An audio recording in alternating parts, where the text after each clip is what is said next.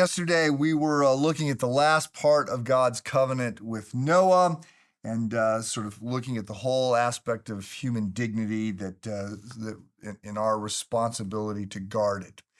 Today, we're going to look at the sign that God gives as a reminder of this covenant. So, in writing on this passage, Tim Keller argues that other religions sort of stop at this point. They say, be ethical. Treat others with respect, right? Be kind, whatever.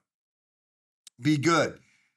The Christian faith doesn't stop there. It moves on, and there is, even here in the Old Testament now, there is this aspect of God's grace, which is going to be the glue and sort of the engine behind how we get right with God and move forward. So I'm going to read for you now out of Genesis 9, starting with verse 12.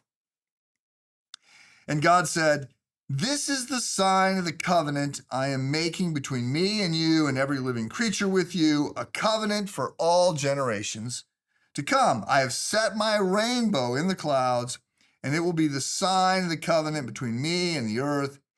Whenever I bring clouds over the earth and the rainbow appears in the clouds, I will remember my covenant between me and you and all the living creatures of every kind. Never again will the waters become a flood to destroy all life. Whenever the rainbow appears in the clouds, I will see it and remember the everlasting covenant between God and all living creatures of every kind on earth." So God said to Noah, "This is the sign of the covenant I have established between me and all life on earth." So, a lot to say on this passage. We could focus, for instance, on the idea of a sign. It's a significant word. In fact, etymologically, the basis for significant is the same word for sign. There's much that could be said here about God's grace. I just want to tease out something that perhaps I am guilty here of eisegesis instead of exegesis. Exegesis is to exegete the text, to see what's in the text. Eisegesis is sort of to read into the text what you want to be there. I'm not doing it so much as I am parroting those who have done it. I just think it's an interesting way to think about this. So the word for rainbow is actually the other times that it's used, and it's used 75 times in the Old Testament. Most of the other times that it's used, it isn't translated rainbow, it's just translated bow. And it has the understanding of bow as in bow and arrow. It's a weapon.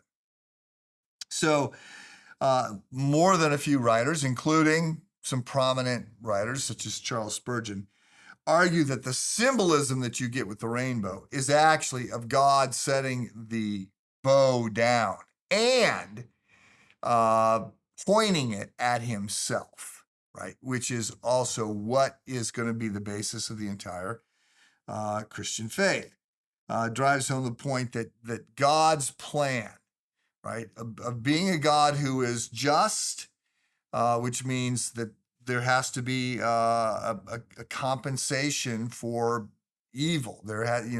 Sin has to be atoned for. There has to be a payment for the penalty. But the plan, because God is loving, is that he pays our debt himself. Indeed, it is, and because blood is the currency, it is the death of the Son of God who is going to absorb the wrath of the punishment against sin. And so God hates sin. He doesn't hate sinners, but he hates sin. And so the penalty for sin is going to be paid by God.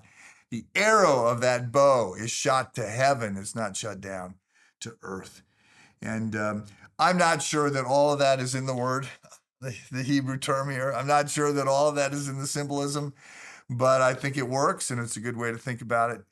The rainbow that we see, God says, when I see the rainbow, right, the refraction of light after a storm, when I see the rainbow, I will also be reminded that anthropomorphism, right, because God does not forget, but I will remember in that sense that I've made this promise that I will never again wipe out the world, all living creatures with a flood, and that I am going to absorb that pain myself. So may we never see a rainbow the same way again. Have a good day.